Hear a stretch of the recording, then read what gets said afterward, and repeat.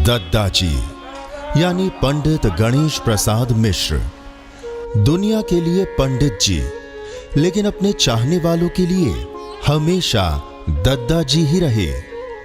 आज दद्दा जी को गए लंबा समय बीत गया है, लेकिन सभी की जिंदगी में वो वैसे ही शामिल हैं जैसे पहले हुआ करते थे।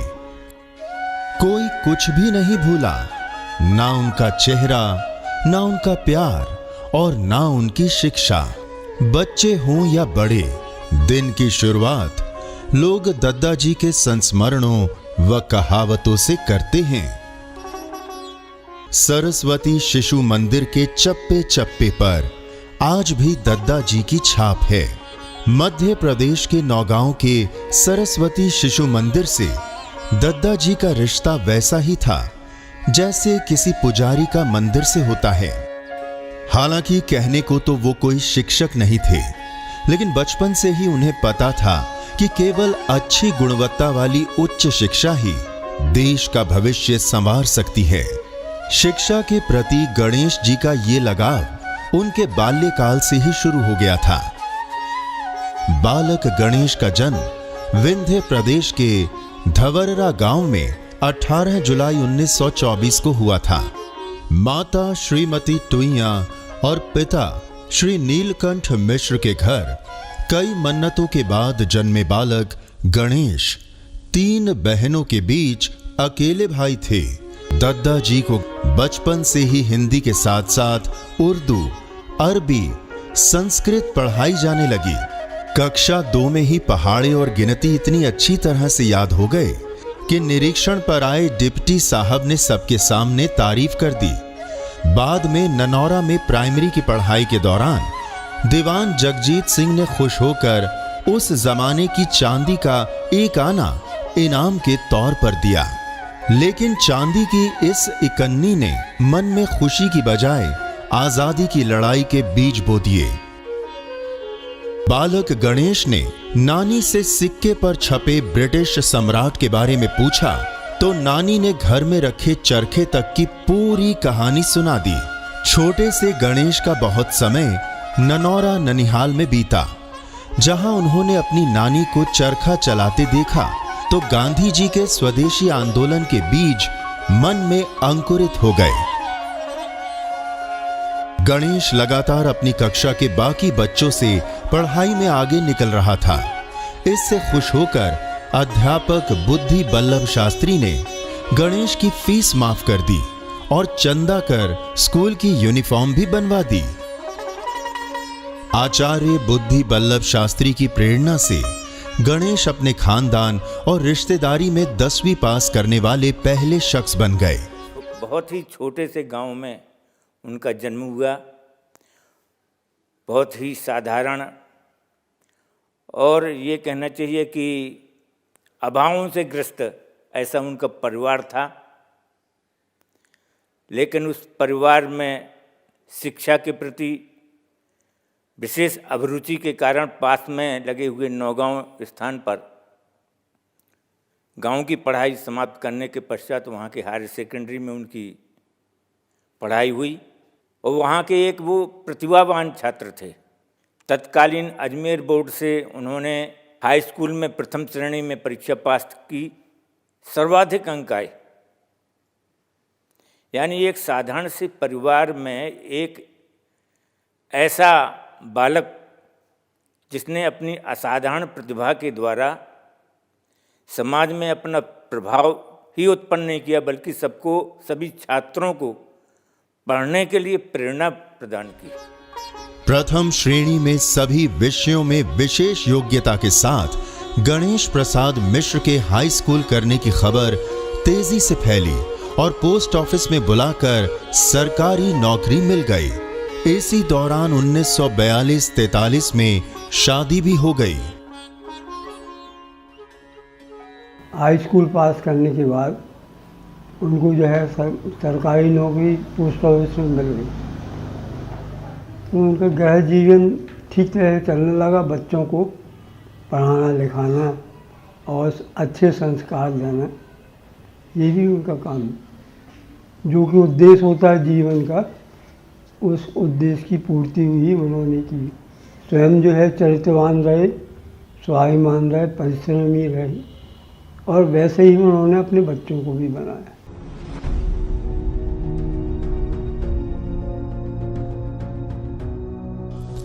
देश में अंग्रेजों भारत छोड़ो का नारा गूंज रहा था। द्वितीय विश्व युद्ध चल रहा था और ऐसे में पोस्ट ऑफिस में नौकरी के दौरान गणेश प्रसाद मिश्र राष्ट्रीय स्वयंसेवक संघ के संपर्क में आए। 1946 में वाराणसी में ओटीसी के दौरान पूजनीय गुरुजी के बौद्धिक में शामिल होने का मौका मिल गया। तभी से शुरू हुआ संघ का ये सफर आजीवन बिना रुके बिना थके जारी रहा। और फिर आजादी के बाद जब वो सुबह शाम शाखा लगाकर देश को मजबूत करने में योगदान कर रहे थे, तभी एक दिन उन्हें सरकारी नोटिस मिला। सरकारी नौकरी करनी है तो राष्ट्रीय स्वयंसेवक संघ को छोड़ना होगा। ऐसे वक्त में पंडित गणेश प्रसाद मिश्र ने वो फैसला लिया जिसके बारे में अच्छे अच्छे लोग सोच भी नहीं पाते। पंडित जी ने सरकारी नौकरी छोड़कर संघ के रास्ते पर चलकर समाज और राष्ट्र निर्माण करने का निर्णय किया। तो जब गांधी आंदोलन हुआ तो उस समय नौकरी छोड़ने का प्रश्न आया तो उन्होंने तुरंत नौकरी छोड़ दी। लेकिन इसी बीच 30 जनवरी 1948 को महात्मा गांधी की हत्या हो गई और झूठे आरोपों के बीच संघ के स्वयंसेवकों की धरपकड़ शुरू हो गई।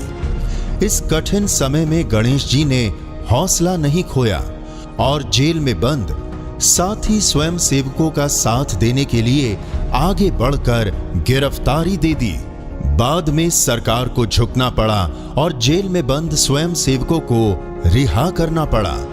लेकिन इस जेल यात्रा के दौरान पंडित जी के हौसले ने पूरे बुंदेलखंड के इलाके में गणेश प्रसाद मिश्र को दद्दा जी के नाम से मशहूर कर दिया। गांधी हत्या का आरोप लगकर के ऊपर प्रतिबंध लगा तो उसमें उस आंदोलन में अपनी सक्रिय सहभागी देकर के गिरफ्तारी दी और जेल भी गए। 1949 में संघ से प्रतिबंध हटने के बाद 1951 में पहले आम चुनाव की घोषणा हुई। चुनावों में जनसंघ के प्रत्याशी चौधरी रामाधीन का समर्थन किया और चुनाव के बाद संघ के प्रचारक बाबूलाल जी ने औषधालय में सहयोग के लिए आयुर्वेद में रजिस्ट्रेशन करा दिया। अपनी लगन और मरीजों की सेवा भाव की वजह से कुछ ही समय में आयुर्वेद के साथ साथ एलोपैथी और इंजेक्शन लगाने के काम में पारंगत हो गए और लोग उन्हें वैद्य जी के नाम से पुकारने लगे। देश के आम लोगों का अच्छा स्वास्थ्य और गरीबी का उन्मूलन सीधे सीधे गौ पालन से जुड़ा हुआ है। इसलिए गौवध रोकने के अभियान में कूद पड़े और उनके प्रयासों से प्रयाग में लगी गौ रक्षा प्रदर्शनी में राजऋषि पुरुषोत्तम दास टंडन और तत्कालीन राष्ट्रपति डॉक्टर राजेंद्र प्रसाद ने आकर इस गौ रक्षा अभियान को आगे बढ़ाने की सराहना की। गौ रक्षा और चिकित्सकीय सेवा के जरिए दद्दा जी ने जो स्थान बनाया उसका राजनीतिक असर 1967 में हुए चुनाव पर भी पड़ा। दद्दा जी अब तक कानपुर के बड़े इलाके में वैद्य जी के नाम से पहचाने जाने लगे थे, लेकिन तभी समय ने अपनी चाल चली और दद्दा जी को तात्यागंज छोड़कर धवररा आना पड़ा। जब धवररा दद्दा जी की कर्मभूमि बनी तो कुछ ही महीनों में वो संघ का गढ़ बन गया। ये दद्दा जी की लगन का ही परिणाम था कि धवररा गांव में सुबह और शाम की 5-5 शाखाएं लगने लगी, जिनमें स्वयं सेवकों की संख्या 100 के पार चली जाती थी। धवररा की शाखाओं के बारे में सुनकर उस समय सागर के तत्कालीन जिला प्रचारक माननीय श्री सुदर्शन जी, पूजनीय श्री रज्जू भैया, माननीय श्री अशोक सिंघल और मध्य प्रदेश के विभाग संघ चालक श्रीनिवास जी शुक्ल भी धवररा शाखा के वार्षिकोत्सव कार्यक्रमों में पधारे। लेकिन इस दौरान गंगा में बहुत पानी बह चुका था और देश भर में इंदिरा गांधी का एक छत्र राज था। आम लोगों से डरी इंदिरा गांधी की तानाशाही का आलम यह था कि उन्होंने लोकतंत्र की हत्या कर देश में इमरजेंसी लागू कर दी। इसके खिलाफ राष्ट्रीय स्वयंसेवक संघ और जनसंघ ने आवाज उठाई, लेकिन सरकार ने विरोधियों की धरपकड़ शुरू कर दी। जहां देखो वहां सीआईडी के जासूस इमरजेंसी का विरोध करने वालों की गिरफ्तारी में जुटे थे। ऐसे में दद्दा जी भी भूमिगत हो गए, कभी किसी मंदिर में तो कभी किसी के घर छिपकर इंदिरा गांधी की ज्यादतियों के बारे में लोगों को जागरूक करने में जुट गए। दद्दा ने भी धवररा में सीआईडी की छापेमारी बढ़ने के बाद विरोधियों का केंद्र बदलकर नौगांव कर दिया। 1977 के चुनाव में इंदिरा गांधी का पतन हुआ और दद्दा फिर से सामाजिक चेतना जगाने के काम में जुट गए। इस बार उन्होंने पर्यावरण संरक्षण के लिए वृक्षारोपण का बीड़ा उठाया। बुंदेलखंड की जो धरती पिछले कई बरस से सूखे की मार झेल रही है, उसकी आशंका उन्होंने बरसों पहले ही जता दी थी। इसलिए दद्दा जी ने जल संरक्षण और बड़ी संख्या में वृक्षारोपण के लिए जागरूकता अभियान चलाया। ये उनके प्रयासों का ही फल है कि धवररा और उसके आसपास के कई इलाके हरे भरे नजर आते हैं। जमीन अच्छी फसल पैदा करती है। मुश्किलों में बिताए बचपन की वजह से उन्होंने मितव्ययिता का पाठ अनुभव की पाठशाला में सीखा और अपने कार्यकलापों से अपने सहयोगियों को भी सिखाया। उनका मितव्ययिता का गुण मुझे सर्वाधिक पसंद था। कोई भी चीज जिसे हम अनावश्यक मान के फेंक देते थे, उसी में से वो अपनी काम की वस्तु तलाश लिया करते थे। ये एक उनसे सीखने का मुख्य बिंदु हुआ करता था। उन्होंने तकनीकी ज्ञान को आज के युवाओं की जरूरत बताया और आईटीआई की स्थापना की, जिसमें युवा ऐसी रोजगार परक शिक्षा ग्रहण कर सकें जिसमें कल कारखानों में नौकरी भी मिल सके और स्वरोजगार भी किया जा सके। उनकी यही भावना रहती थी कि आसपास के बेरोजगार युवक कोई टेक्निकल संस्था, टेक्निकल ज्ञान लेकर, टेक्निकल ट्रेनिंग करके अपने रोजगार ढूंढें तो उनका भरण पोषण अच्छी तरह से हो सके। दद्दा जी ने अगर समाज के पिछड़े वर्ग के बच्चों को आगे बढ़ाने के लिए आईटीआई की स्थापना की, तो अपने परिवार को भी सामाजिक कार्यों में झोंक दिया। छोटे बेटे राकेश आज समाज सेवा कर रहे हैं, तो चारों बेटियों को उस जमाने में उच्च शिक्षा दिलाई जब बेटियों को स्कूल भेजना भी अच्छा नहीं माना जाता था। शिक्षित होना बहुत आवश्यक है और नारी शिक्षा से समाज में एक बहुत बड़ा व्यापक सुधार होगा। यही नहीं, अपने इकलौते बेटे को पहले स्वयंसेवक बनाया, फिर समाज को एकजुट करने के लिए विद्यार्थी परिषद की सेवा में समर्पित कर दिया। जो संगठन के प्रति अपनी निष्ठा और लगन से आज भारतीय जनता पार्टी के राष्ट्रीय परिदृश्य में अपना उच्च स्थान प्राप्त कर देश भर में संगठन की जिम्मेदारियों का निर्वहन कर रहे हैं। आज पंडित गणेश प्रसाद मिश्र सेवा न्यास के द्वारा इन 3 वर्षों के अल्पकाल के समय में प्रतिदिन कुछ ना कुछ बहुत सारी गतिविधियों का आयोजन किया जाता है। हमारा उद्देश्य है कि गांव विवाद मुक्त बने, गांव में कोई मुकदमे ना हो आपस में, और इसलिए हमने न्यास के माध्यम से अनेक पुरस्कारों की घोषणा की है। जो बच्चे मेधावी छात्र होते हैं, अच्छी पढ़ाई में हैं, उनके लिए हर वर्ष नगद राशि, संस्कृत भाषा के बढ़ावा देने के लिए प्रमाण पत्र और पुरस्कार, क्योंकि दद्दा जी हिंदी, अंग्रेजी, संस्कृत, गणित और उर्दू इन सभी भाषाओं के विद्वान व्यक्ति थे और उन्होंने स्वयं की पढ़ाई तो 10वीं की थी, लेकिन उनके साथ BA और MA के बच्चे भी आके पढ़ते थे, उनसे ज्ञान लेते थे।